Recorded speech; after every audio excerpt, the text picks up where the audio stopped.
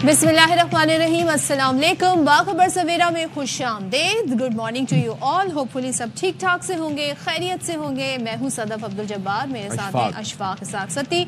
जल्दी से मैं आपको ज़रा बता दूं कि दुनिया में अब एक ऐसा मुल्क भी है जिसने कानूनी तौर पर यह फैसला कर लिया है, सख्त तरीन फैसला किया है। वो ये है कि 16 साल से कम उम्र जो बच्चे हैं वो अब सोशल मीडिया का इस्तेमाल नहीं कर सकेंगे। फेसबुक, इंस्टाग्राम, टिकटॉक पर पाबंदी उनके लिए लगा दी गई है ऑस्ट्रेलिया में। और अगर ये कंपनियां इन बच्चों को जिनकी उम्र 16 साल से कम है उनको ऐसा करने से नहीं रोकती तो 14.5 मिलियन ऑस्ट्रेलियन डॉलर्स, जो कि 32 मिलियन अमेरिकी डॉलर बनते, उतने तक के जुर्माने का सामना करना पड़ेगा। अब ये जो कंपनियां हैं, मेटा, फेसबुक, ये कहते हैं जनाब हम काफी फिक्रमंद हैं, तो आईडी वगैरह कोशिश करेंगे कि इसका कोई हल निकालें। और बेसिकली किया क्यों गया, क्योंकि मेंटल हेल्थ के इश्यूज हैं। फिर यह है कि सोशल जो मीडिया पे बुलिंग होती है उसकी रोकथाम के लिए ये अरेंजमेंट्स किए गए हैं। और ये 49.9 या 5 million dollar Australian dollars, Aussie dollars का हिसाब किताब है। इट वर्क समझने की ये बात है। कुछ करना है। अच्छा, दूसरा भाई बात यह है कि हमने सीरीज जीत ली है, क्विकली आपको बता दें, ठीक है जी। तीसरी चीज यह है कि आज आईसीसी की एक मीटिंग होने जा रही है जिसमें 1 पॉइंट एजेंडा है कि क्या होगा, कैसे होगा, हाइब्रिड होगा या नहीं होगा। ये बड़ा इंटरेस्टिंग चीज है। तो चलें अब जरा हम अपनी बाकायदा तौर पर सेगमेंट का आगाज करते हैं और सियासी मामलात पर देखते हैं कि क्या हो रहा है। वज़ीर आज़म शहबाज शरीफ ने बाकायदा तौर पर एक नेशनल सिक्योरिटी वर्कशॉप से खिताब किया और वो ये कहते हैं कि धरनों की वजह से हमारी मईशत को बहुत नुकसान पहुंचा। शरपसंद अनासर ने लश्कर कशी की, हथियारों के साथ इस्लामाबाद पर हमलावर हुए। और फिर वो ये भी कहते हैं कि कौमी सलामती का बराह रास्त ताल्लुक माशी सिक्योरिटी से होता है। तो वज़ीर आज़म इस वर्कशॉप से खिताब करते हुए क्या कह रहे थे, आइए देख लेते हैं। अच्छा जी, अब ये है कि काबीना की अक्सरियत जो है वो खैबर पख्तूनख्वा में गवर्नर राज की हामी है। और फिर कहते हैं कि जी गंडापुर हुकूमत ने गवर्नर राज का एक जवाब पेश कर दिया है। इजलास में पीपल्स पार्टी को भी एतमाद में लेने का फैसला किया गया। और ज़राए कहते हैं कि गवर्नर राज की इब्तदाई मुद्दत 6 माह होगी, हतमी फैसला एक दो रोज़ में किया जाएगा। लेकिन राना सनाउल्लाह ये कहते हैं कि मुज़ाकरात के अलावा कोई ऑप्शन नहीं है। गवर्नर राज के आइनी और सियासी मसाइल हैं। सोचिए, ये राना सनाउल्लाह अगर ये बात कर रहे हैं तो दैट मीन्स कि उनके दिल में अब भी केपी हुकूमत के लिए नरम गोशा है, बिकॉज उसके भी ऑब्वियस रीजंस हैं, जाहिर है। वो ये कहते हैं जी हालात ऐसे नहीं हैं कि वहाँ पर इस वक्त, मतलब सियासी हालात की वो बात कर रहे थे कि गवर्नर राज लगाया जाए। दूसरे पाबंदी के हवाले से भी उनसे सवाल पूछा गया था तो उसमें उन्होंने कहा कि उनके ख्याल में पाबंदी भी नहीं लगनी चाहिए। अच्छा जी, अब बता देते हम आपको, मौलाना फजल रहमान इन तमाम हालात में अभी भी नाराज़ हैं और वो कहते हैं जी कि एक सूबे से अलगार होती है तो उसकी हुकूमत भी तो तुमने बनाई। केपी में JUIF का मैंडेट था और वो चोरी किया गया। सो मौलाना फजल रहमान को भी सुन लेते हैं। तुमने जमीयत उलमा इस्लाम के साथ जाए, तुमने जमीयत उलमा का मैंडेट चुराया। जमीयत उलमा इस्लाम पूरे मुल्क में और दीनी मदारस वो इस्लामाबाद का रुख करेंगे तो तुम्हारा बाप भी हमारा रास्ता नहीं रोक सकेगा। अच्छा जी, तो चलें इस सूरत हाल पर बात कर लेते हैं। मुस्लिम लीग नून के रहनुमा मियाँ जावेद लतीफ़ साहब हमारे साथ इस वक्त मौजूद हैं। बहुत शुक्रिया मियाँ जावेद लतीफ़ साहब, आपने हमारे लिए अलग वक्त निकाला है। Very good morning to you. ये ज़रा फरमाइएगा, ये जो गवर्नर राज की बात सामने आई है तो जाहिर है कि इसमें यह होता है कि अगर हुकूमतों का आपस में ताउन ना हो या फिर सूरत हाल ऐसी हो, उसमें अमन अमान की सूरत हाल से लेकर कई सिचुएशंस हो सकती हैं। प्लस ये जो धरने और ये जो यलगार की बात होती है। लेकिन अगर हम ये देखें कि अली अमीन गंडापुर साहब के जो एक्शंस रहे हैं गुज़श्ता कुछ अरसे में, तो एट टाइम्स ये लगता है कि वो उनकी अपनी जमात के लिए काउंटर प्रोडक्टिव रहे हैं। तो ऐसे में क्या नून लीग समझती है कि सूबे में फिर भी गवर्नर राज लगना चाहिए? देखिए इशफाक, जो उनका अमल है या जो उनका 7-8 माह में रोल रहा है कि सूबे में दहशतगर्दी बढ़ती जा रही है, सूबे में गवर्नेंस नाम की चीज़ कोई नहीं, सूबे में डेवलपमेंट नाम की कोई चीज़ नहीं है, लोग रुल गए हैं।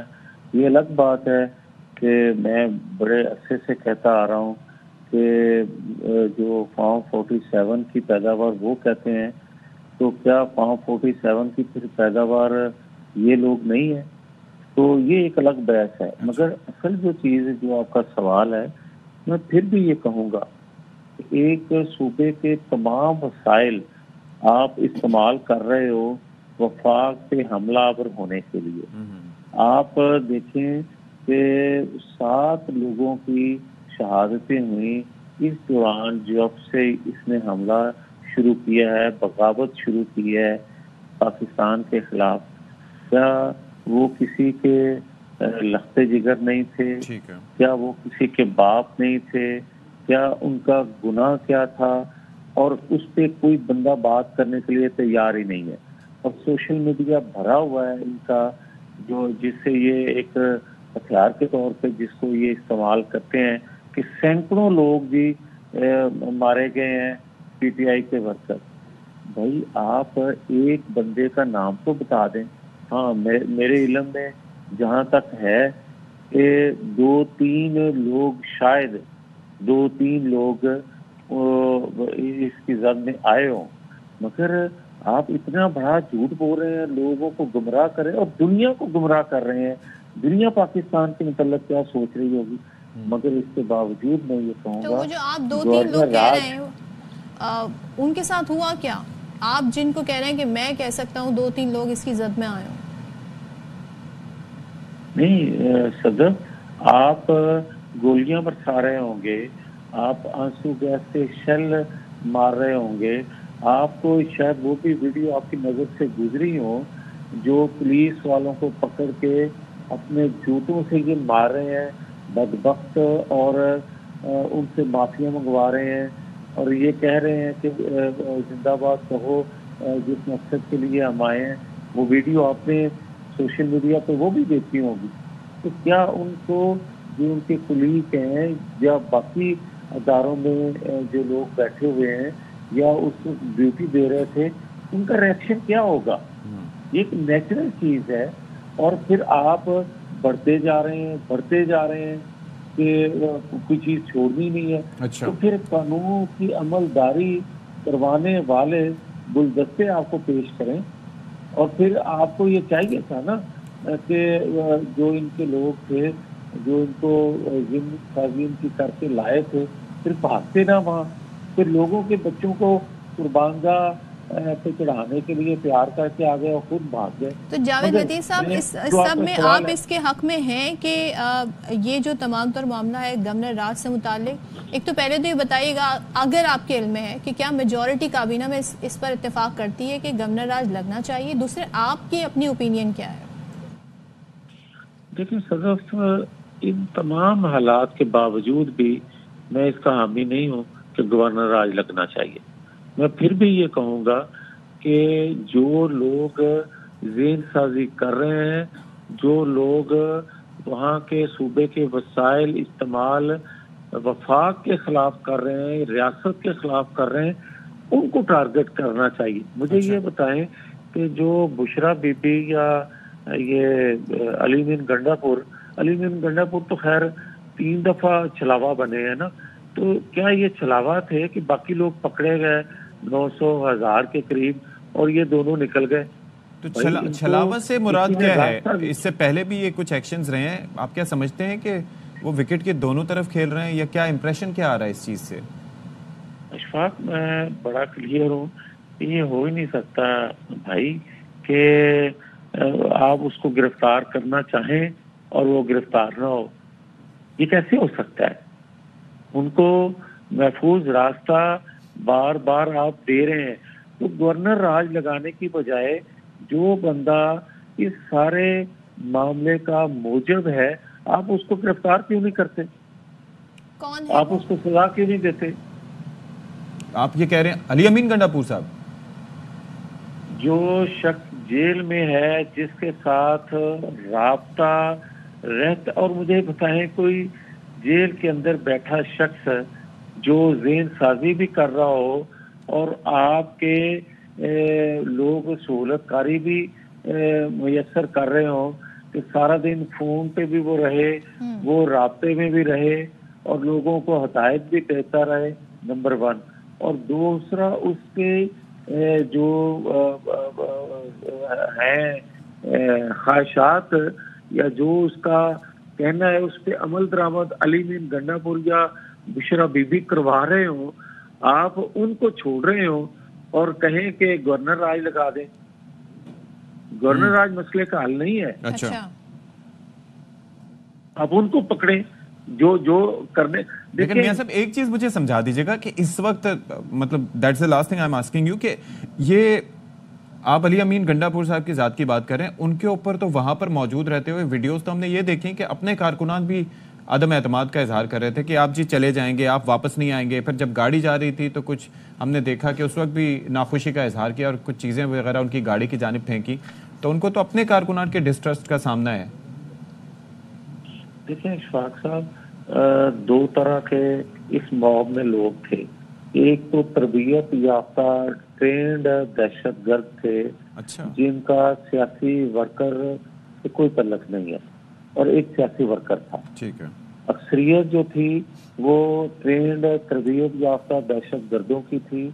ये मैं ऐसे कोई बात नहीं कर रहा, मैं सबूत से ये कह रहा हूँ कि मैं अगर 40-50 साल से सियासी वर्कर हूँ तो मैं ये जानता हूँ कि सियासी वर्कर की इस तरह की ट्रेनिंग तरबियत नहीं होती। उसका ज़मीर गवारा नहीं करता कि वो कानून नाफज करने वाले अदारों को टारगेट करके मारे। अच्छा। वो ये नहीं करता कि जो अमलाक हैं उनको जला दे।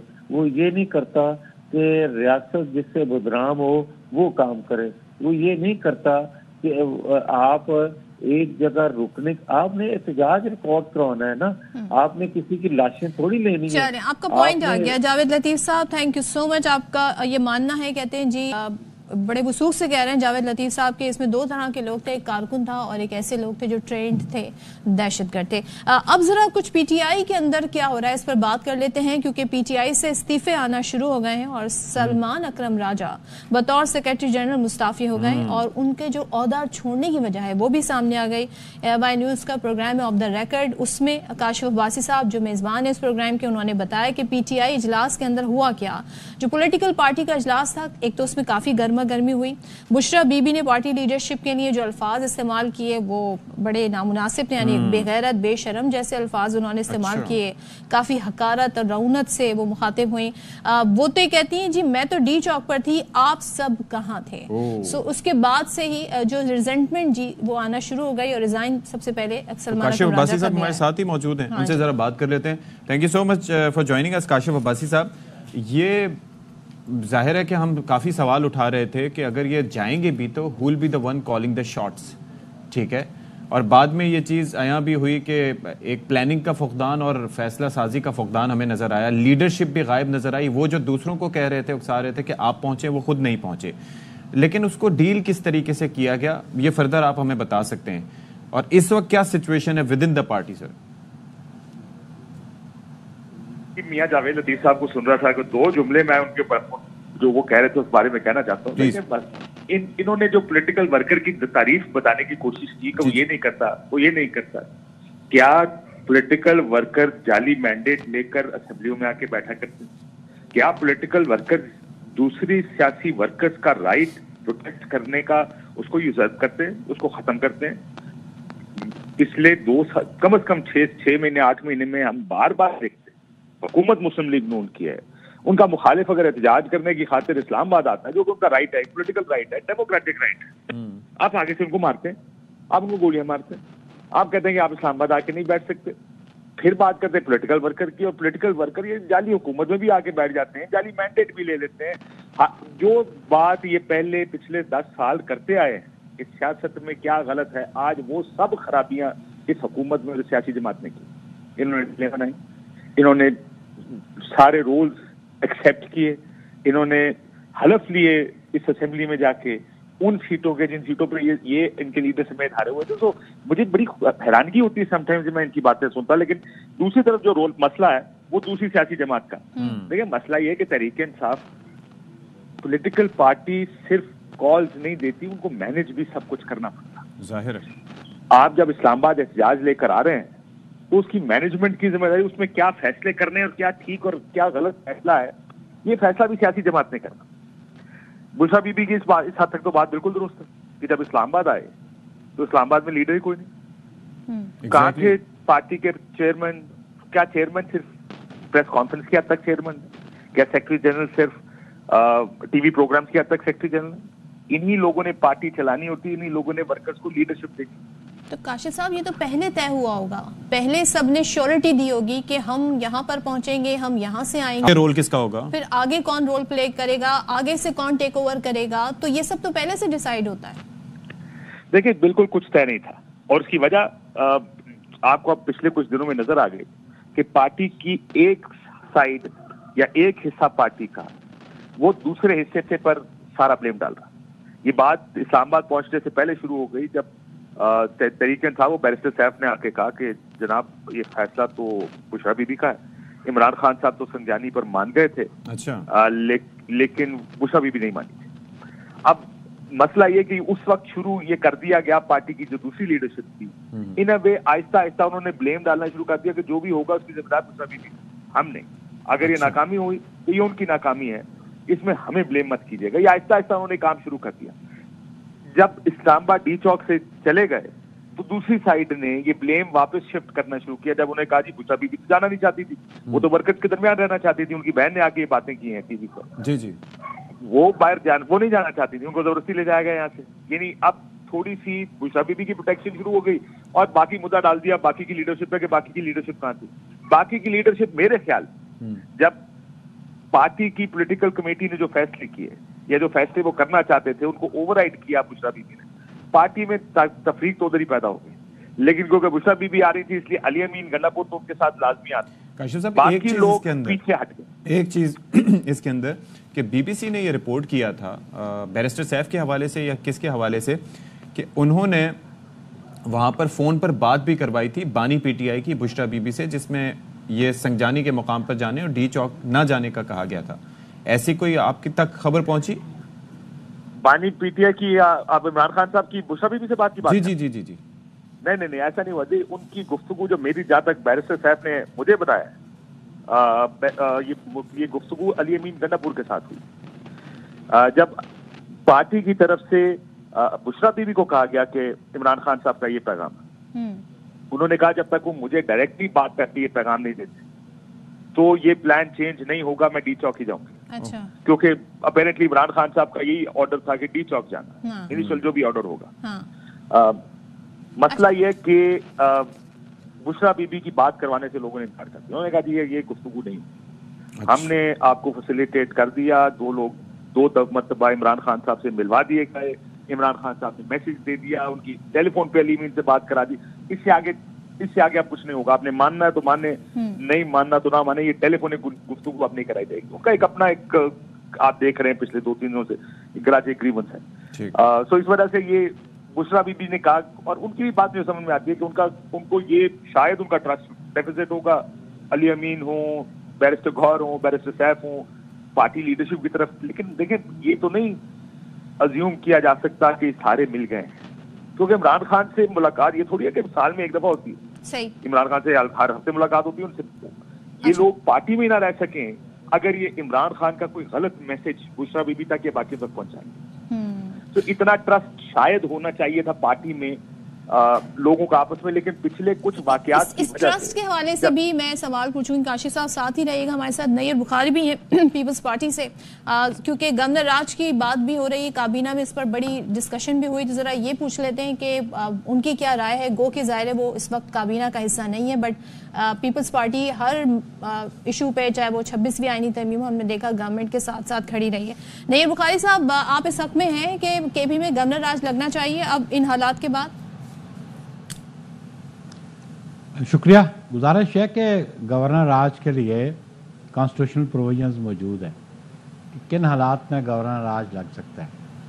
अगर प्रेसिडेंट साहब इस बात का नोटिस लें या गवर्नर उनके नॉलेज में लाएं, उनको इन्फॉर्मेशन दें, या पार्लियामेंट इस बारे में एक रेजोल्यूशन पास करे तो गवर्नर राज लगता है। अच्छा। तो अभी जो गवर्नमेंट की स्टेटमेंट है उनकी कैबिनेट में डिस्कशन हुई है और प्राइम मिनिस्टर ने कल ये कहा है कि हम अपने कोलिशन पार्टनर से, अलाई से इसको डिस्कस करेंगे। अच्छा। तो जो पार्लियामेंट में तो अभी डिस्कशन नहीं है, सेशन नहीं है, लेकिन कैबिनेट में जो डिस्कशन हुई है अगर वो मेरी क़यादत के साथ शेयर करेंगे, नहीं तो आपकी राय भी तो होगी ना कोई कि ऐसा होना चाहिए कि नहीं, जो अब हालात और वाकयात हो गए उसके बाद। देखने जो मटेरियल गवर्नर के पास होगा वो सबमिट करेगा। अच्छा। जो मटेरियल प्रेसिडेंट साहब जिस बात का कॉग्निजेंस नहीं उस पर करेंगे, लेकिन जिस किस्म की ये हुकूमत सूबाई हुकूमत चल रही है और हर 15-20 दिन महीने बाद वो एहतजाज के नाम पे इस्लामाबाद को बंद करवा देते हैं। मैं समझता हूँ कि बिल्कुल पॉलिटिकल वर्कर का राइट है प्रोटेस्ट करने का। अच्छा। लेकिन as a citizen of Pakistan मेरे राइट्स भी हैं, मुझे भी कॉन्स्टिट्यूशनल गारंटीज हैं फंडामेंटल राइट्स की, मुझे भी फ्रीडम ऑफ एक्सप्रेशन की और फ्रीडम ऑफ मूवमेंट की, मुझे भी इख्तियार है कि मैं अपना कारोबार कर सकूं, मुझे भी इख्तियार है, आइन देता है कि मैं ज़िंदगी अपने आइन और कानून के मुताबिक विद सेफ्टी एंड सिक्योरिटी बसर कर सकूं। ठीक है। तो आए दिन मेरी सेफ्टी एंड सिक्योरिटी अनसिक्योर हो जाती है, इस्लामाबाद में ब्लॉकेड हो जाती हैं, बच्चे स्कूल नहीं जा सकते हैं, कारोबार चल नहीं सकता है, इसको कौन गारंटी करेगा? अच्छा। आया ये राइट किसी पॉलिटिकल वर्कर का है कि दूसरे के राइट्स को इन्फ्रिंज कर दें? अच्छा ठीक है, मैं आपको यही पॉइंट्स लेके मैं काशिफ साहब से बात करना चाहूंगी। काशिफ साहब, आप समझते हैं कि एक तो पीटीआई के अंदर जो खुद इस वक्त हम देख रहे हैं तोड़ फोड़ जारी है, ऐसे में अगर गवर्नमेंट ऐसे स्टेप लेती है तो ये किसके लिए ज्यादा नुकसानदेह साबित होगा? देखिए अमूमन अब अगर हुकूमत ये समझना शुरू कर दे कि हम जीत गए हैं और हमने उनको हरा दिया है और हमने ताकत का इस्तेमाल करके इन लोगों को इस्लामाबाद से निकाल दिया और अब हम बदले लेने पर उतर आए और हुकूमतें भी गिराएंगे और गवर्नर राज लगाएंगे और पार्टियां बैन करेंगे, ये माजी तारीख भरी पड़ी है पाकिस्तान इन चीजों से। सबक सीखें, थोड़ी मैग्नानिमिटी शो करें, ग्रेस का मुजाहरा करती हैं हुकूमतें, वफाकी हुकूमत है ये जिस तरह अभी नैयर बुखारी साहब कह रहे थे ना राइट्स का, ये हुकूमतें राइट्स इंश्योर करती हैं कि जो जिन लोगों के पास मेजॉरिटी है वो मेजॉरिटी रहे। इस वजह से नहीं क्योंकि हमारा सियासी मुखालिफ है कोई, क्योंकि हमारी सियासी इख्तलाफ की वजह से और वो हमारी बात नहीं सुनता इसलिए हम गवर्नर राज लगा देंगे। इसका नुकसान होगा, इसका नुकसान बहुत एक ऐसे सूबे में ये लगाने जाएंगे या कोशिश करेंगे लगाने की जिस सूबे में ऑलरेडी अनरेस्ट बहुत है, उस सूबे ऑलरेडी टेररिज्म बहुत तेजी से फैल रहा है, नहीं कंट्रोल हो रहा आपसे, और जो मकबूल तरीन जमात है जिसकी हुकूमत भी है, अगर आप उसकी हुकूमत ही हटा देंगे तो क्या आपको लगता है इससे फायदा होगा? लेकिन काशिफ साहब एक चीज मुझे समझाइएगा कि जो एक्शंस रहे हैं, मैं यही जानना चाह रहा था कि एक तो उसका फैसला क्या सूबे में अमन अमान की सूरत हाल खराब थी, क्या सूबे में चीजें मैनेज नहीं होती, जिस तरीके से फैसल करीम कुंडी साहब ये कहते रहे हैं कि वहां पर सूबा इनसे मैनेज नहीं हो रहा, या फिर उसके वजूहात सियासी होंगी कि जी सियासी लिहाज से वो लोगों को लीड करते हुए ले जाते हैं। लेकिन दूसरी जानिब एक और चीज भी देख रहा हूँ कि अली अमीन गंडापुर साहब जिस तरीके से जावेद लतीफ़ साहब ने उनके लिए वर्ड यूज़ किया, छलावा बन जाते हैं एट टाइम्स, तो उनके अपने लोगों का, पार्टी वर्कर्स का जो उनके ऊपर अदम एतमाद है और ख़ासतौर पर जिस तरीके से उनके एक्शंस रहे हैं, तो ये क्या पार्टी के लिए बेहतर रहे हैं, उनकी पार्टी के लिए, या काउंटर प्रोडक्टिव रहे हैं? देखिए बड़ी मुश्किल पोजीशन में अली अमीन, देयर इज अ रीजन कि लोग क्यों ज्यादा ट्रस्ट नहीं कर रहे अली अमीन को। वो जो छलावे वाली बात है, इस्लामाबाद आते हैं, गायब हो जाते हैं, फिर सडनली अपीयर होते हैं, एक ऐसी कहानी सुनाते हैं जिसके ऊपर यकीन नहीं आता। लेकिन जाहिर है वो उनकी अपनी कंपल्शन होगी या जो भी कंपल्शन से ज्यादा फर्ज करे अगर उन्होंने डीलें की हुई हैं, आई डोंट नो, अगर वो उनका एस्टैब्लिशमेंट से ताल्लुकात अच्छे रखने का शौक है, that also I don't know, या माजी में अच्छे रहे हैं, तो जो भी उनकी वजह है उसका उन्होंने जो टास्क उनको दिया गया कम से कम वो टास्क पूरा किया। क्या वो इतना ही टास्क था? इमरान खान को अगर लगता कि नहीं पूरा किया तो उनको हटा देते। अगर वो आज भी चीफ मिनिस्टर है, मुझे ये लगता है कहीं ना कहीं, क्योंकि सबसे ज्यादा मुलाकात किससे होती है इमरान खान, अली अमीन गंडापुर से, ठीक है, बाकी तमाम लोग अपडेट दे देते होंगे कि हुआ क्या, लेकिन क्या खान साहब ने उनको हटाया? तो मुझे लगता है कि कहीं ना कहीं खान साहब को जो अली अमीन कर रहे हैं वो ठीक लग रहा है। दूसरा, पहला जो सवाल था आपका, देखा अगर गवर्नर राज लगा तो सियासी वजूहात की बुनियाद पर लगेगा। ओके, बिल्कुल लॉ एंड ऑर्डर या सिक्योरिटी की वजह से नहीं लगेगा। आप भी जानते हैं, हम भी जानते हैं कि अगर लगाना होता तो कोई वजह, क्या वजह है, क्या प्रेसिंग रीजन है जिसकी वजह से आप गवर्नर राज लगाकर, और गवर्नर जो भी होगा वो उस सूबे का सारा मामला कंट्रोल कर। जी देखें, इस वक्त हमें पता है कि क्योंकि तहरीक इंसाफ बार बार प्रोटेस्ट करती है और अली अमीन और बार बार बताया जाता है टीवी स्क्रीन पर, ये पूरी वफाकी काबीना आगे कहती है। शाहिद खान अब्बासी साहब कह रहे थे जिस सूबे में किसी पार्टी की मेजॉरिटी होती है वहां नहीं लग सकता गवर्नर राज, ऐसे ही काशिफ साहब? क्योंकि जी बिल्कुल आईनी तौर पे बहुत पाबंदियां लग गई हैं, अब इतना आसान नहीं है गवर्नर राज लगाना अगर किसी का ख्याल है कि, लेकिन इस वक्त में आईन तो असेंबली ने भी वैलिडेट करना होता है ना। देखिए इस मुल्क में कहाँ आइन पे अमल होता है कि हम कहें कि इस सूरत में आइन पर अमल कर लेंगे। अगर आइन पे अमल इस मुल्क में तो पिछले 2, 2.5 साल 3 साल उठा के देखें तो कम बेशी अमल हुआ है। कभी अगर आइन पर दिल करता है तो आइन। चले बुखारी साहब से इस पे राय ले लेते हैं। बुखारी साहब, वैसे ये मैं हैरान इस बात पे भी था कि राना सनाउल्लाह साहब जो अमूमन सख्त मौक़िफ़ रखते हैं, वो ये कह रहे थे कि काफ़ी आइनी और सियासी मसाइल हो सकते हैं। क्या उनका इशारा इसी जानिब था कि अगर गवर्नर राज लगाने की तरफ जाते हैं तो फिर असेंबली की भी, उसके अंदर प्रोविंशियल असेंबली की भी कुछ वैलिडेशन चाहिए होती है, या क्या तरीक़ेकार होता है? आपका नुक्ता नज़र इस पर क्या है? नहीं, गुजारिश है कि इस पर जो इमरजेंसी के हवाले से आर्टिकल 232 से 34 तक है, ये 234 आर्टिकल है, उसमें है कि अगर गवर्नर राज लगता क्यों है, अगर कोई प्रोविंशियल गवर्नमेंट जो है वो in accordance with constitution perform नहीं कर रही, अगर वहाँ पे लॉ एंड ऑर्डर की सिचुएशन है, वहाँ पे अगर फाइनेंशियल क्रंच आ गया है और लॉ एंड ऑर्डर इस किस्म हो गया कि गवर्नेंस नज़र नहीं आती, और ये बड़ी वाज़ेह बात है कि जो गवर्नेंस के हवाले से जो गवर्नर भी बात इंडिकेट करते रहे, जो अच्छा मुझे कंप्लीट नहीं करने देते तो जो आपकी मर्जी पे। नहीं, आपकी आवाज़ हम तक आ रही है नहीं बुखारी साहब? जी जी जी, हम आपको सुन सकते हैं। हेलो जी जी, अब मैं समझता हूँ कि अब आइन में ये बात है कि अगर गवर्नर राज लगेगा तो वो जॉइंट सेशन में आएगा with in 2 months.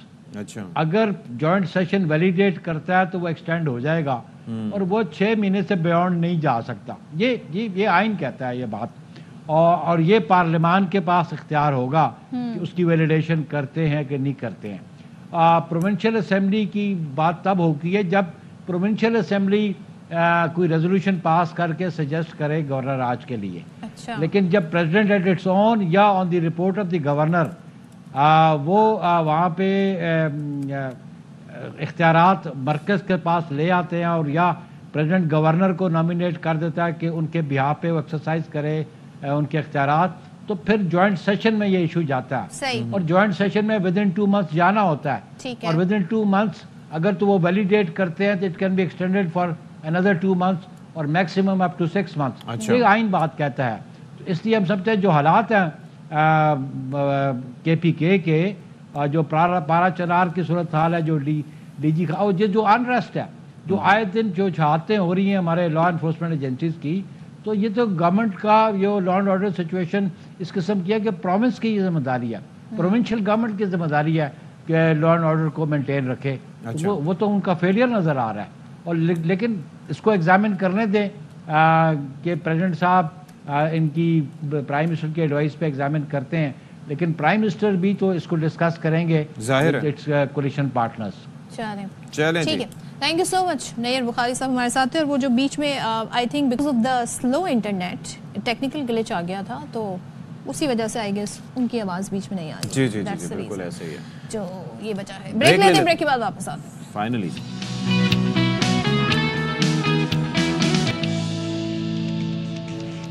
Welcome back once again. मैं हैरान होता हूँ सदफ वैसे कि कोई एक मसला हो जिसकी बात करें, ये यूनिवर्सिटी रोड से जाना वैसे ही ऐसा लग रहा है कि जैसे आप पता नहीं सांप सीढ़ी खेल रहे हैं, किसी पहाड़ पे चढ़ रहे हैं। पगडंडियाँ बनी हुई होती हैं कि आप उससे बच बच के जा रहे होते हैं। और अब ये हुआ है कि वहाँ पर वाटर बोर्ड की पानी की लाइन जो है उसको डैमेज किया गया, वो फट गई, और अब ये पूरा इलाका आपको सैराब दिखाई दे रहा है। ये तो तैरती हुई जा रही हैं ये गाड़ियाँ, और ये कहीं पर भी जा सकती हैं तैरती जी रोड पे सफर। और ये यूनिवर्सिटी के अंदर सिल्वर जुबली गेट के अंदर भी पानी दाखिल हो गया। अब सोचें यहाँ से स्टूडेंट जो हैं वो वॉक करते हुए, mostly because they prefer walk, अब चप्पू चलाते हुए जा सकते हैं। अब किस तरह जाएंगे भी, ये बड़ा मसला है। ट्यूबें ले लें, वो बड़े ट्रैक्टर वाली या ट्रक वाली, उस पर भी जा सकते हैं। बाकी ये कि गवर्नमेंट ने तो सोचना नहीं है, और इसमें हादसे के शिकार भी हो सकते हैं क्योंकि कहाँ गड्ढा है कहाँ नहीं है कुछ नहीं पता। और ये बड़ा एरिया है, इसमें गुलशन इकबाल, गुलिस्तान जौहर के एरियाज कवर होते हैं, तो ट्रैफिक की रवानी भी गाड़ियों का बेड़ा गर्क अलग। तो पूछ लेते हैं हमें अफजल परवेज क्या बता रहे हैं कि ये कब तक सही होगी। जी अफजल बताइए, क्या मनाजिर देख रहे हैं और क्या सोचा गया है इसके बारे में, या कोई अभी सोचने से कासिर है कि करना क्या है? जी बिल्कुल अशफाक, सदफ क्या सोचना, अगर इदारों की कारकर्दगी पे जाएं तो अफसोस होता है। MD वाटर कॉरपोरेशन की जानिब से जो 84 इंच की फ़ेज़ 2 की जो लाइन थी, जिसने कल सबसे ज़्यादा मुतासिर किया यूनिवर्सिटी रोड को, यूनिवर्सिटी के तालिब इल्म को शदीद मुश्किलात का सामना रहा और जो है सड़कें जो है तालाब और दरिया बनती नज़र आईं। वाटर कॉरपोरेशन को चाहिए था कि फौरी तौर पर इस पर मुरम्मत करे, लेकिन मेरे पस मंज़र में आप देख सकते हैं कि ये वो मशीनरी है कंप्यूटराइज, इसको ड्रिल कहते हैं। 58 फीट इसने इसकी खुदाई करनी थी, लेकिन 13 फीट पर ही वाटर कॉरपोरेशन की लाइन आ गई और यहाँ एक हॉल बन गया, जिसके बाद पानी जो है लाखों गैलन पानी ज़ाया हो गया। वाटर कॉरपोरेशन के जो कारनामा किया, इसकी मुरम्मत के बजाय खंभा लगाया, मट्टी भरी और उस पर पुर करके चले गए। जी अफजल साहब, आपने फरमाया कि जब ये ड्रिल कर रही थी, इसने 58 फुट करना था, 13 फुट पे लाइन आ गई, तो लाइन बेचारी चलती चलती तो नहीं आई होगी, ज़ाहिर है वो पहले से मौजूद होगी, या भटक के तो नहीं आ गई। तो ये इसका ज़ाहिर है कि कोई नक्शा होता है इनके पास, ये इंजीनियरिंग वर्क है, ये कोई मामूली काम नहीं है, इसके लिए एक एक थॉट अबाउट प्रोसेस होता है, या बस जहाँ मर्जी आए आपने खुदाई शुरू कर दी? चक्कर क्या है ये, और कौन जिम्मेदार है इस नाअहली का? जी अशफाक, देखा जाए तो अगर नाअहली के सामने आती है तो वाटर कॉरपोरेशन के इंजीनियर और अमले की आती है। उसकी सबसे बड़ी मेन वजह है कि यूनिवर्सिटी रोड पर जब से रेड लाइट बस मंसूबे का तामीराती काम शुरू हुआ है, दर्जनों लाइनें मुतासिर हुई हैं। उसके लिए कोऑर्डिनेशन के लिए एक टीम बनाई गई थी वाटर कॉरपोरेशन की जानिब से, जहां से वाटर कॉरपोरेशन की जो सबसे मेन लाइनें 84 इंच की लाइन, जो 3 लाइनें जारी होती हैं, वहां पर बाकायदा तौर पर टीम को मौजूद होना चाहिए, एक्सीडेंट को मौजूद होना चाहिए, ताकि वो बता सके उस इंजीनियर को जो यहाँ तामीराती काम कर रहे हैं कि कितने फीट पर किस हदूद तक जो है यहाँ वाटर कॉरपोरेशन की लाइनें। लेकिन कोऑर्डिनेशन की बेहतरी ना होने के बायस यहाँ लाइनें मुतासिर हो रही हैं। जी अच्छा, तो ये बताएं, ये बड़ा सवाल है, जो इतना पानी, एक तो शहरियों को पीने को पानी नहीं है, इस तरह पानी का ज़ाया होना बड़ा ये दर्दनाक मंजर है इस वक्त जो हम लोगों को दिखा रहे हैं। इस पानी को कहीं सेव नहीं किया जा सकता था? कोई ऐसा सिस्टम नहीं होता, कोई वॉल बंद करके इस पानी को रोका नहीं जा सकता था, लाइन बंद करके?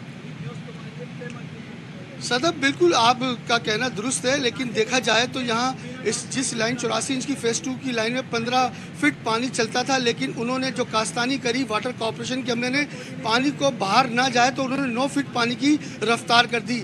जहाँ तक देखा जाए तो जहाँ सबसे ज़्यादा इलाके मुतासिर हुए, सूबे वज़ीर बल्दियात सईद गनी का इलाका चनीसर गोड सबसे ज़्यादा मुतासिर हुआ है। PCHS, तारिक रोड, गुलशन इकबाल, गुलिस्तान जौहर के जो मुख्तलिफ ब्लॉक हैं, वहाँ पानी की कमी अब सामने आ रही है। जी 84 इंच की लाइन, मैं हैरान होता हूँ इनकी। सिर्फ अगर वाटर बोर्ड रिस्पॉन्सिबल नहीं है, थैंक यू अफजल परवेज भाई, ये तो वो इंजीनियर्स क्या सोच रहे थे कि बस चलते चलते जहाँ मर्जी खुदाई कर दी। आई फेल टू अंडरस्टैंड दिस कि ये सिर्फ एक महकमा जिम्मेदार नहीं है, सब जिम्मेदार हैं, तो इनका तायुन भी होना चाहिए। कराची वाले भाई इन्हीं हालात से हर वक्त हर रोज नबरदासमा रहते हैं। चलाएं चप्पू, फिर ब्रेक लेते हैं, ब्रेक के बाद वापस आते हैं।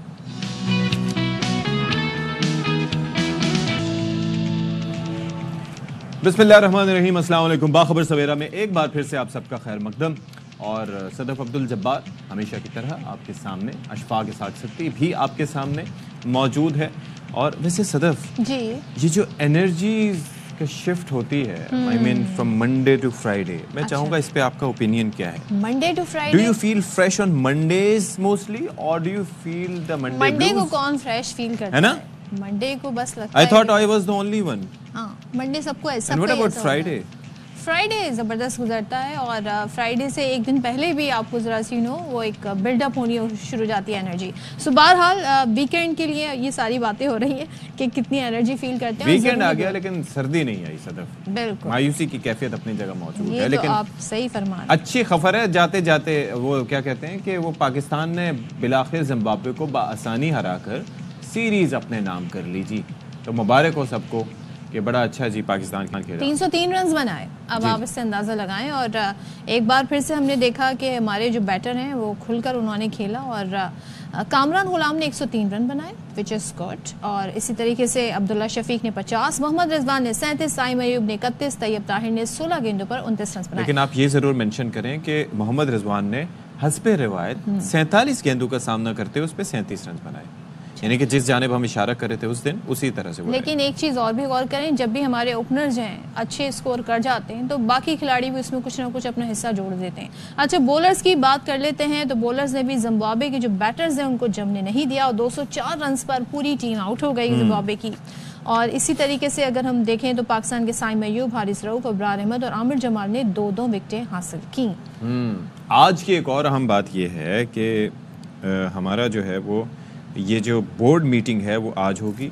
चैंपियंस ट्रॉफी के मुस्तकबिल का फैसला होगा। हम अभी तक बड़े एक अपने मौक़िफ़ पर डटे हुए हैं कि जनाब ये होना चाहिए पाकिस्तान में।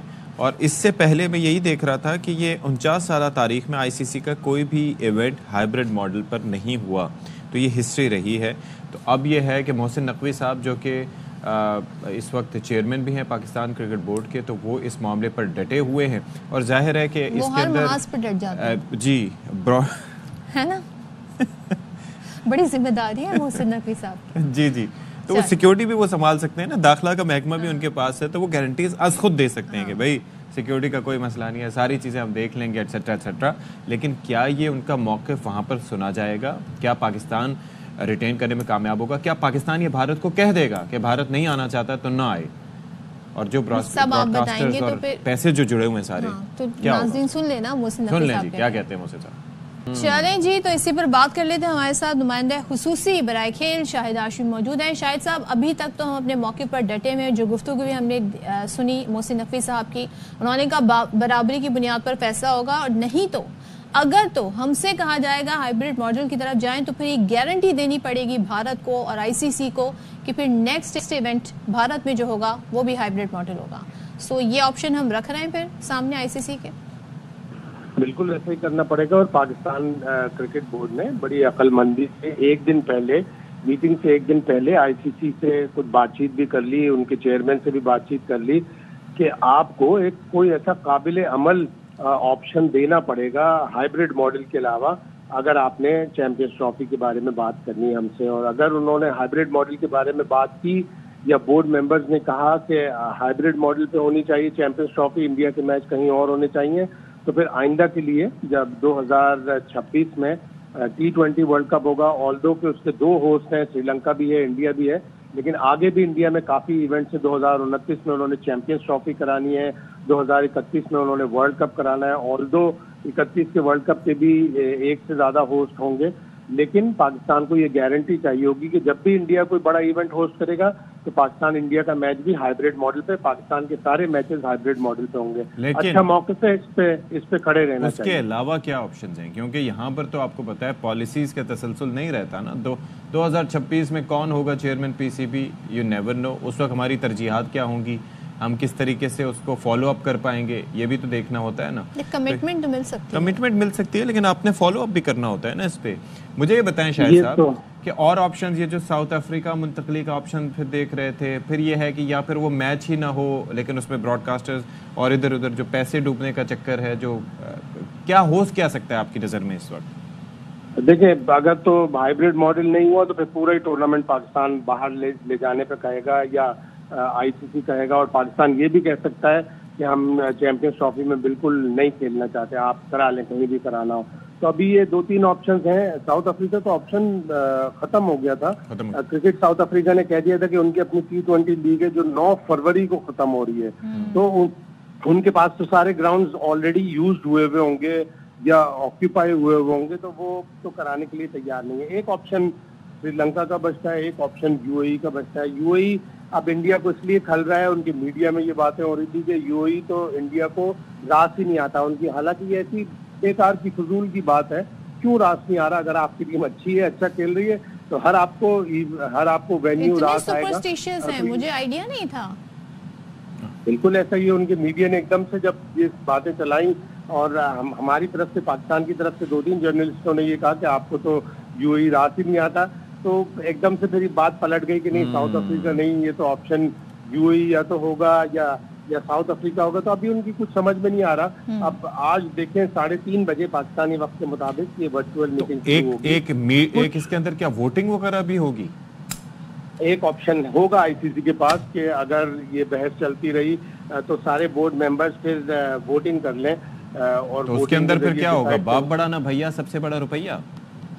जाहिर है भारत की तरफ झुकाव है। कल क्रिकेट ऑस्ट्रेलिया के चेयरमैन का एक इंटरव्यू माइक बेयर्ड का छपा है, वो तो जय शाह की ऐसी तारीफ कर रहे हैं जैसे वो बचपन से जय शाह को जानते हैं, विजन बड़ा अच्छा है उनका, वो गेम की गवर्नेंस के लिए बड़ा काम करेंगे।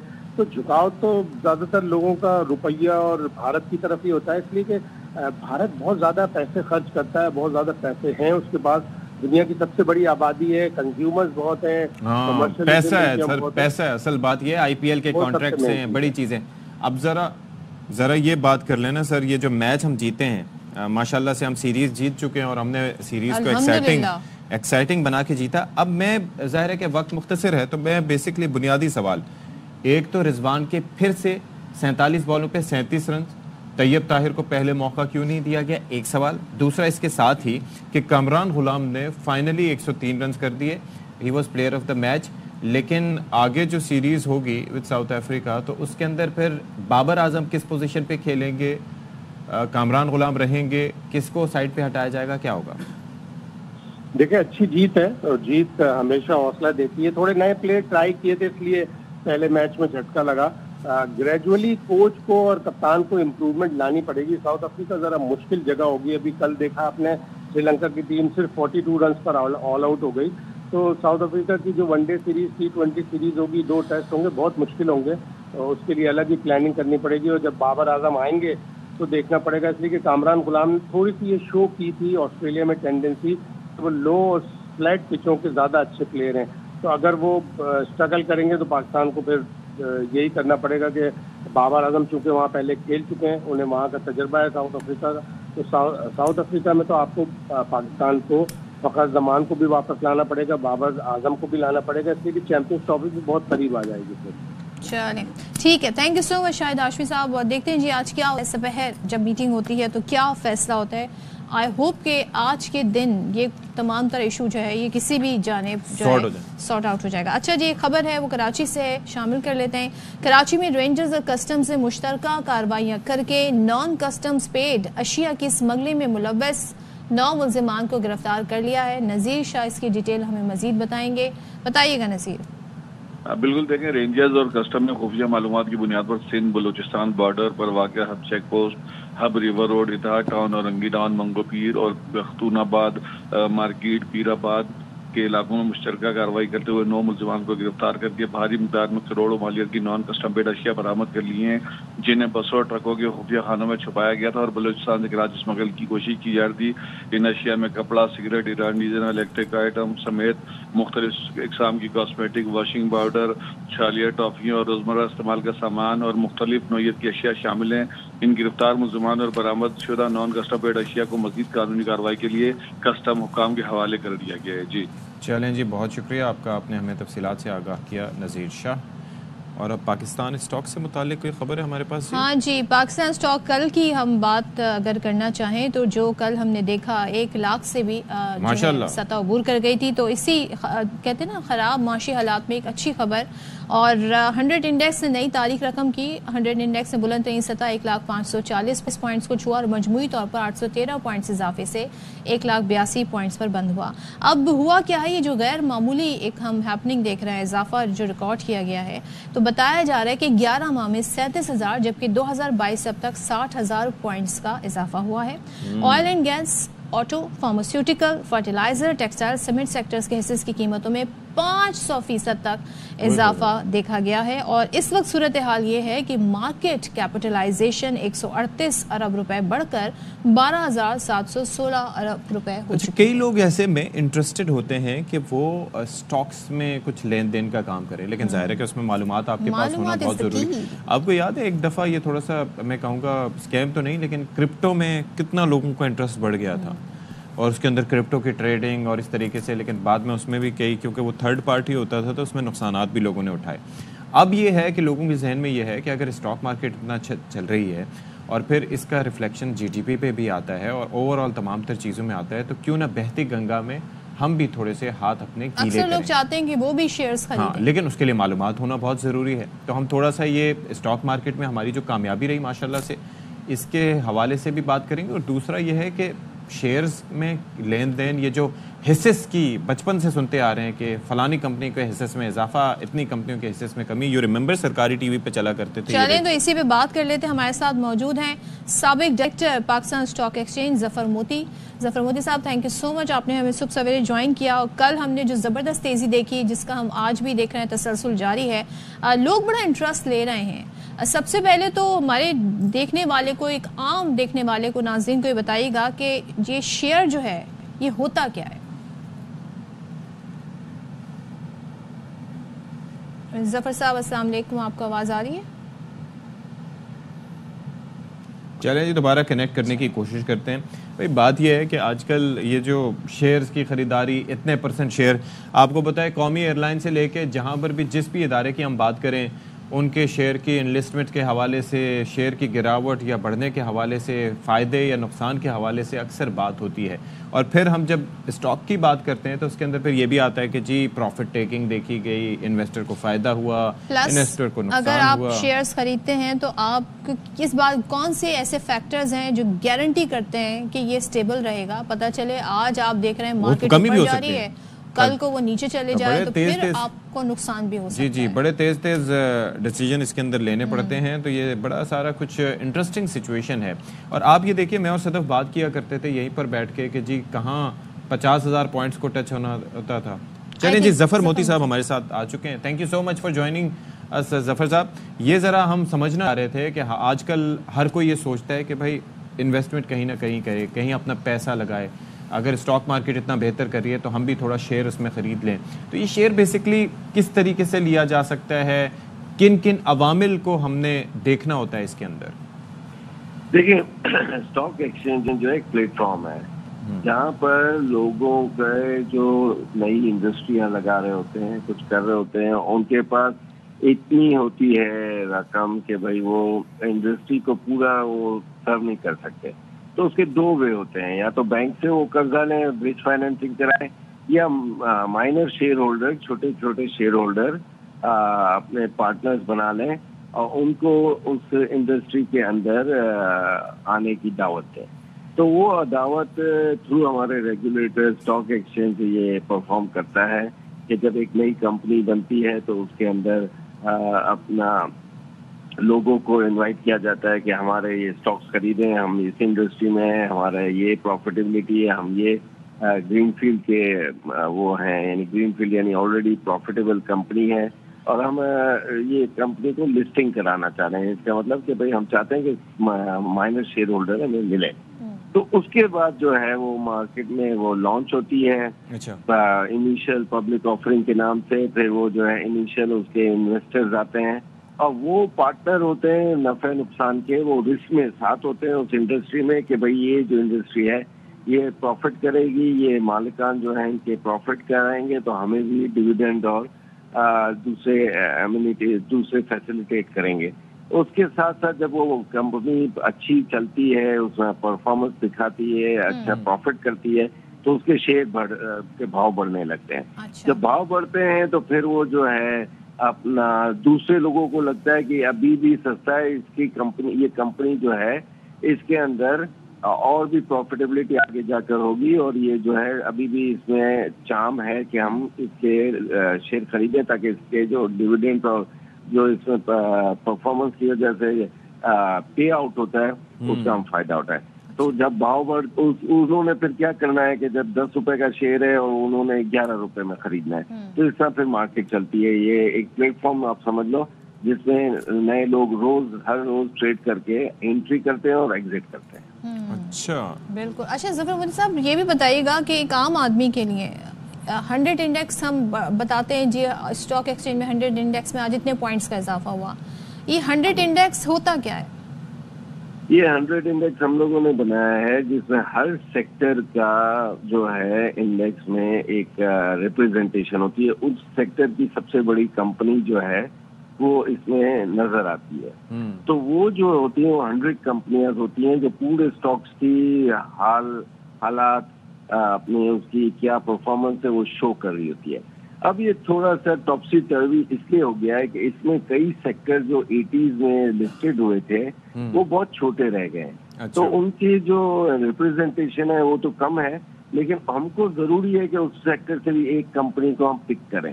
अच्छा। तो इसलिए जब आप देखते हो कि जो टॉप हैवी इंडेक्स में है वो सब गवर्नमेंट की कंपनियां हैं, जैसे एनर्जी का सेक्टर हो गया, फर्टिलाइजर हो गया, सीमेंट हो गया, क्योंकि ये 80s के अंदर या 90s के अंदर लिस्टेड कंपनियां नहीं है, ये गवर्नमेंट की इतनी ह्यूज कंपनियां हैं कि जो अगर यानी ₹1 बढ़ती है तो 50 पॉइंट स्टॉक मार्केट के बढ़ा देती है कैपिटल। लेकिन जफर साहब ये समझाइए कि अगर इन कंपनीज की तादाद 100 से बढ़ जाए, एक तो ये सवाल, तो फिर क्या इंडेक्स में भी तब्दीली आएगी आगे चल के? दूसरा ये है कि इसी से जुड़ा कि पहले आपको पता है कि अलग अलग स्टॉक मार्केट्स होती थी, कराची के अलग स्टोरीज आ रही होती थी, KSE 100 इंडेक्स होता था, तो ये जब इसको मर्ज किया गया पाकिस्तान स्टॉक में, तो इससे क्या फायदा हुआ फर्दर?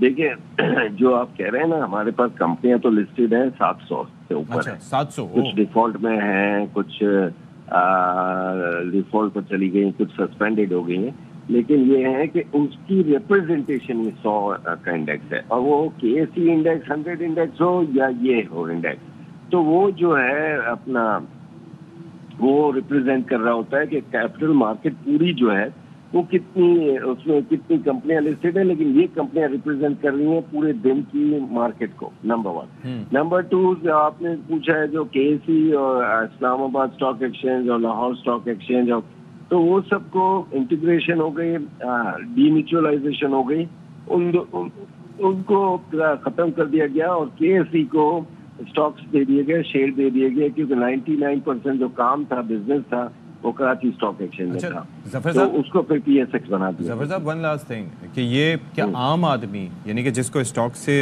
कितनी आपको अवेयरनेस होनी चाहिए स्टॉक्स के हवाले से, अगर आप जाके इन्वेस्ट करते हैं, शेयर खरीदते हैं, या कोई भी जाके वहाँ पर कोई नाबलद आदमी भी जाके शेयर खरीद सकता है? आसान प्रोसेस है या ये मुश्किल चीज़ है? देखिए, प्रोसेस तो थोड़ा डिफिकल्ट कर दिया गया है, क्योंकि हमारे को बिल्कुल वॉच किया जाता है। आप जाकर, अगर एक टाइम था कि प्राइस बॉन्ड 1 करोड़ रुपए के ले लें तो कोई पूछने वाला नहीं था, लेकिन स्टॉक मार्केट में 19 साइनें करनी पड़ती हैं अकाउंट ओपनिंग फॉर्म के लिए। अच्छा। तो थोड़ा प्रोसेस तो मुश्किल है, लेकिन ये है कि हमें जो मेन मसला आ रहा है वो एजुकेशन का है, कि नए बच्चे जो आते हैं स्टॉक्स में देखने भी आते हैं, उनको कुछ पता ही नहीं होता है। बल्कि अभी तक मुझे याद है कि मेरे बाप दादा जब कभी अपनी गाड़ी में नहीं आते थे तो टैक्सी वाले को ये कहते थे कि भाई स्टेट बैंक ले जाओ, क्योंकि किसी को स्टॉक एक्सचेंज पता ही नहीं था। स्टेट बैंक हमारे पड़ोस में है। अच्छा। तो स्टॉक एक्सचेंज का हाल जो पाकिस्तान में है वो एजुकेशन की कमी है, लोगों को पता ही नहीं है। वहाँ पर बॉम्बे स्टॉक एक्सचेंज में मैट्रिक का बच्चा भी जो है ना वो स्टॉक्स में इन्वेस्ट करता है। यहाँ हमारे यूनिवर्सिटीज के बच्चे आते हैं, इंटर्नशिप करने आते हैं, इनको कुछ पता ही नहीं होता। सो वही बात है कि मालूमात जो है बड़ी इंपॉर्टेंट है। Thank you so much Zafar मोती साहब हमारे साथ हैं। हमने थोड़ी बहुत आप लोगों की सहूलत के लिए जो ये टर्म्स हम यूज़ करते हैं 100 इंडेक्स, शेयर, स्टॉक मार्केट, इसको आसानी से आपको समझाने की कोशिश की। अच्छा जी, यहाँ पर खबर है वो शामिल कर लेते हैं।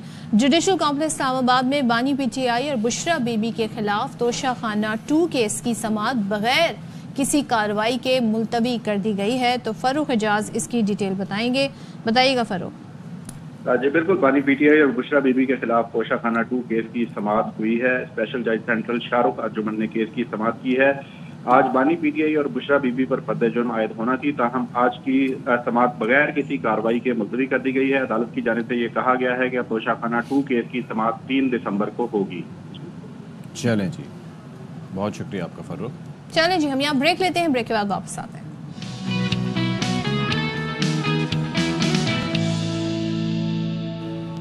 Welcome back once again. और बात करेंगे जी मौसम की। मौसम सरमा है और हेल्दी लाइफस्टाइल की बात, यहाँ की मैं बात नहीं कर रही, मैं मुल्क की बात कर रही हूँ। हेल्दी लाइफस्टाइल की बात करेंगे। अच्छा, गर्मियों में होता है बहुत स्वेटिंग होती है और जाहिर है गर्मी में आप उस तरह हर वक्त एक्टिव भी रहते हैं, बैठे नहीं रहते, लेकिन सर्दी में जरा मामला डिफरेंट होते हैं। हाँ जी।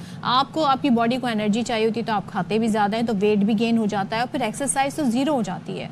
तो ऐसे में क्या किया जाए? ऐसे में बढ़ जाता है वजन। और दूसरी एक और रीजन भी होती है कि जब आप अपर्स पहन के ज्यादा कपड़े पहन लेते हैं तो फिर आपको पता भी नहीं चलता है कि क्या खिचड़ी पक रही है अंदर। तो फिर बाद में जाके जब आप ये अपर्स वगैरह से, जैकेट से जान छुड़ाते हैं तो फिर पता चलता है कि ये क्या हुआ, ये मैं हूँ, ये कौन है ये शख्स।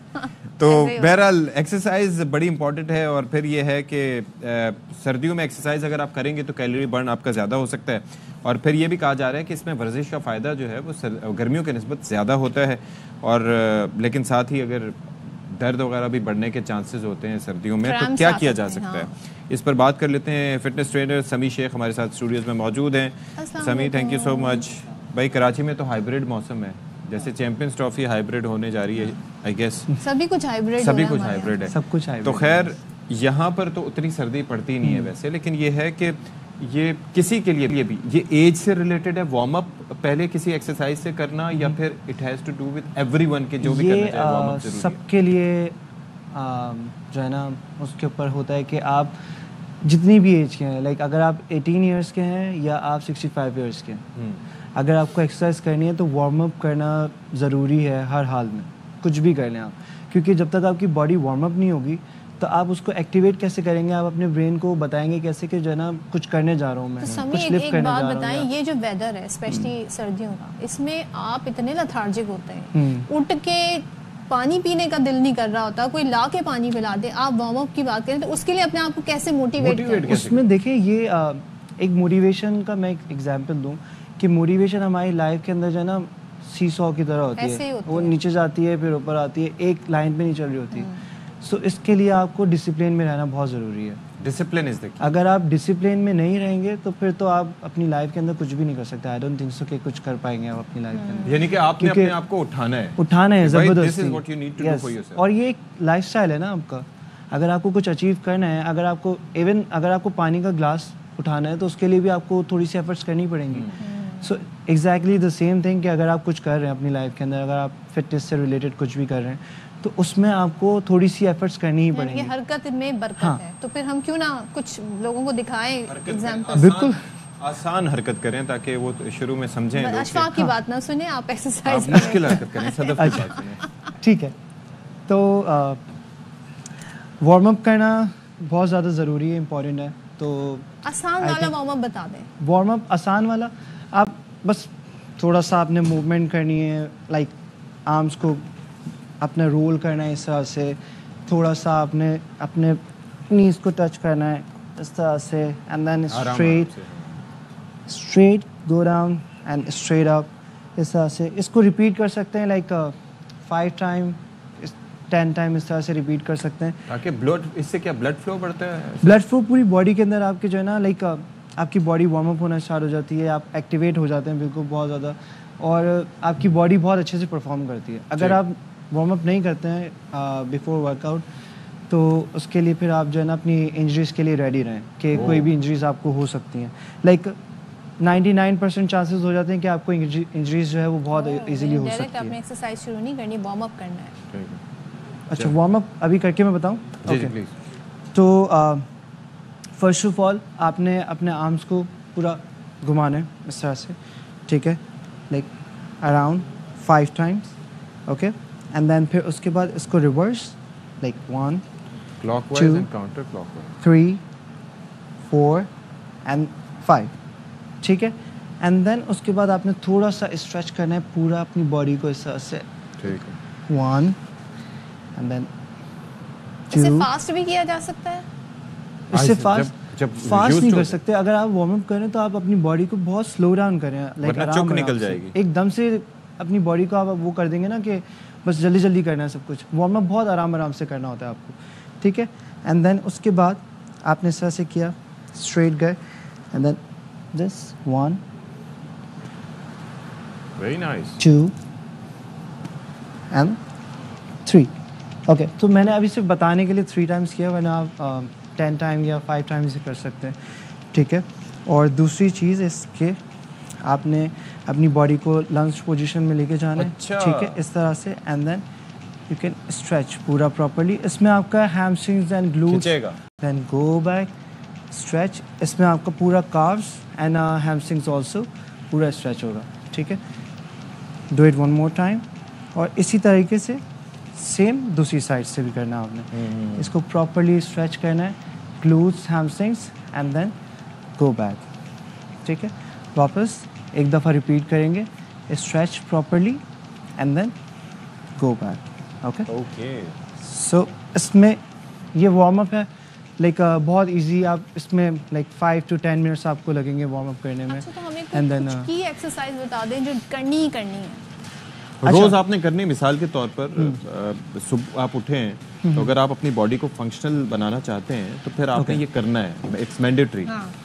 ओके, सो मैं पूरा फुल बॉडी का मैं आपको 4 एक्सरसाइज बताता हूँ, लाइक सारा उसका एक जो है मिला के, जो सुबह सवेरे 15-20 मिनट में हो जाए। 15-20 मिनट में इट्स लाइक वेरी इजी कि अगर आपके पास अगर डंबल्स हैं तो वेल एंड गुड, अगर डंबल्स नहीं है तो आप विदाउट डंबल्स भी कर सकते हैं, या कोई भी ऐसी कोई हल्की सी चीज़ आप लिफ्ट कर सकते हैं, उसमें आप उसको लिफ्ट करके यू कैन डू ईजिली। ठीक है, तो आपने डंबल्स लेने सबसे पहले, ठीक है, कोई भी लाइट डंबल, ज़्यादा हैवी डंबल्स देने की ज़रूरत नहीं है। ठीक है, उनको दोनों डंबल्स को मिलाना है इस तरह से, एंड अपना सबसे मेन चीज़ है इसके आपने अपना पोस्चर बहुत सही रखना है, आपने अपना स्टैंड सही करना है। अगर आप अपना स्टैंड सही नहीं रखेंगे तो आपको इंजरीज हो सकती हैं बहुत बहुत ईजीली। ठीक है, सो पहले मैं एक साइड से दिखाता हूँ कि किस तरह से आपने करना है। ठीक है, बैक को बिल्कुल स्ट्रेट रखना है, डंबल्स को मिला के, and then you need to go down like that. ठीक है, go down and then come up. This is called sumo squats. ठीक है, इसमें मेक श्योर अब सबसे पहली बात ये है कि आपने ये देखना है कि आपकी जो ये बैक है ये पीछे जानी चाहिए। इमेजिन कि किसी ने आपको यहाँ पे रोप से बांधा हुआ है and then they are pulling you back, सही है, तो उसमें ये कि आपका स्टैंड बहुत सही रहेगा। ठीक है, तो इसमें आपने स्ट्रेट नीचे जाना है एंड स्ट्रेट कम। ठीक है, ठीक है, स्ट्रेट। एक्चुअली वो बताना चाह रहे हैं कि फॉर्म क्या है, सही फॉर्म क्या होना चाहिए स्क्वाट्स के लिए। तो इसी तरीके से आपने लाइक करना है, 3 सेट करने हैं आप और 10 रेप्स करने। सो इसमें ये आपका एक कंप्लीट हो जाएगा पूरा सेट। ठीक है, सुमो स्क्वाट का। And then you can do shoulder press. ठीक है, आपने डंबल्स को यहाँ पे रखना अपने स्ट्रेट। ठीक है, और इसमें भी बैक को अपना बिल्कुल स्ट्रेट रखना है, and then you can push yourself up बिल्कुल स्ट्रेट। 1 और 2 इनहेल एक्सहेल भी करते जाएं। ये बैठ के भी हो सकता है समय? ये बैठ के भी कर सकते हैं आराम से, लाइक अगर आप नीचे फ्लोर पे बैठ सकते हैं तो you can sit like that. ठीक है, इस तरह से, and then straight, inhale and exhale, और स्लो, और बिल्कुल स्लो मसल कॉन्ट्रैक्शन के साथ करना है सारा। और सेट्स कितने करने हैं इसमें? इसके भी 3 सेट्स कर सकते हैं, 10 रेप्स इस तरह से। अगर लाइट वेट है तो आप रेप्स जो हैं वो उसको इंक्रीज कर सकते हैं। ठीक है, एंड द थर्ड वन, आपने इसमें दोबारा पोस्चर पे बहुत ज़्यादा आपने फोकस करना है कि आपने स्लाइटली अपनी नी को बेंड करना है। ठीक है, बैक को बेंड किया। ठीक है, मेक श्योर कि बैक के अंदर आर्च हो। ठीक है, एंड डंबल्स को यहाँ पे रखना है, and then you have to do dumbbell rowing. नहीं, ये बैक के लिए, बैक के लिए। ओके, ठीक है, and then like that. 1 okay 2 3। इसमें आपकी नी बेंड नहीं होनी चाहिए, नी स्लाइटली बेंड होना Slightly bend चाहिए, होना स्लाइटली बिल्कुल, वरना कमर पे प्रेशर। ठीक है। सो इस तरह से, तो इसके भी 3 सेट्स एंड 10 रेप्स। अगर वेट लाइट है तो आप इंक्रीज कर सकते हैं। और कोर के लिए क्या कर सकते हैं? कोर के लिए हम कर सकते हैं लाइक कोर के लिए हम रशियन ट्विस्टर कर सकते हैं, और क्रंचेस कर सकते हैं, हील टैप्स कर सकते हैं, फ्लटर किक्स कर सकते हैं। तो उसमें से मैं आपको 2-3 बता देता हूँ करके। ठीक है, सो you can do Russian twister इस तरह से। अब रशियन ट्विस्टर की 2 फॉर्म्स होती हैं। ठीक है, एक बिगनर मतलब बहुत मॉडिफाइड होता है, आप इसको आराम से इस तरह से कर सकते हैं, पाँव को नीचे रख के, एंड मेक श्योर कि आपका कोर टाइट होना चाहिए इसके अंदर। ठीक है, back straight and core tight, and then you can tap like that. You can do it with the ball as well. हाँ, बॉल के साथ भी कर सकते हैं या वेट के साथ भी कर सकते हैं। जैसे ये मेरे पास वेट है तो इस तरह से भी, और इसको प्रॉपरली आपने इंगेज रखना है अपने एब्डोमिनल्स को। ठीक है, सो ये वाला जो मैं कर रहा हूँ ये मॉडिफाइड वन है। ठीक है, और ये वाला जो है वो इंटरमीडिएट है। तो आपने अपने लेग्स को ऊपर लिफ्ट करना है, and then tap tap tap tap tap. ठीक है, एंड अगर ये वाला करेंगे तो इसमें आपका कोर बहुत ज़्यादा इंगेज रहेगा और बहुत अच्छे से जो है ना वो परफेक्टली परफॉर्म कर पाएगा। ठीक है, चलें जी, दैट्स इट। चलें जी, और बता सकता हूँ मैं, बस बैक का कुछ बता दें, दैट्स इट। अच्छा, बैक का। सो बैक के लिए सबसे अच्छा जो है वो डेडलिफ्ट कर सकते हैं आप। हाँ। ठीक है, डेडलिफ्ट में ये ज़्यादा इम्पोर्टेंट नहीं है कि आपने वेट के साथ करना है या विदाउट वेट करना है।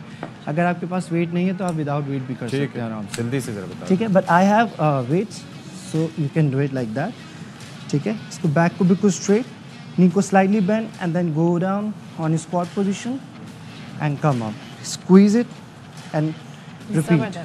चलें, इसके भी आपने 10 reps yes के 10 reps and 3 sets। 3 sets। Thank you so much समी। Thank you, Sami. Thank you so much. Please have a seat. बहुत शुक्रिया आपका, आपने हमें तमाम तर सूरत हाल से आगाह किया और चलें। समझ गए आप, ये शुरू में आपने 20-25 मिनट अपने लिए देने हैं। ब्रेक लेते हैं, ब्रेक के बाद आते हैं।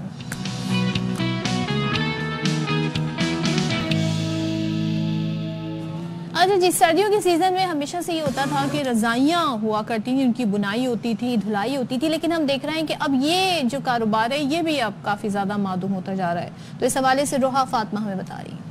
ये हैं पिछले 30 बरसों से रजाई की बुनाई का काम करने वाले कारीगर मोहम्मद इसहाक, जिनका काम मौसम सरमा की आमद के साथ ही बढ़ जाता था, मगर महंगाई के बाइस वो भी परेशान नजर आते हैं। रजाई मिलती थी 20-25 रुपए की एक, अभी तो ये मेरे ख्याल यही 300-400 रुपए का रजाई 600 रुपए की, क्या करेगा गरीब आदमी। रजाई को तैयार करने से पहले रुई को कपड़े में भरा जाता है, फिर उसे डंडे की मदद से बराबर करते हुए उसकी सिलाई की जाती है। इसको धुलना पड़ता है, फिर महीना बेली मुंह सिहो, डंडे मारो, सिलाई करो। अब तो ये आर्जी काम है, महीने 15 दिन चला नहीं चला नहीं, रेडीमेड की ले ली। वक्त गुजरने के साथ साथ बरसों से इस काम से मुंसलिक कारीगर भी रुई और कपड़े की बढ़ती कीमतों में इजाफे से परेशान हैं। रजाइयों की बुनाई का ये रिवायती अंदाज अब कम तो हो गया है, लेकिन आज भी चंद कारीगर इस काम को करना पसंद करते हैं। कैमरामैन काशिफ निजामी के साथ रोहा फातिमा, ARY न्यूज़ कराची। क्या बात है, सर्दी आई नहीं, सर्दियों की बातें हम कर रहे हैं। इसी के साथ आपसे इजाजत। शाद रहिए, आबाद रहिए।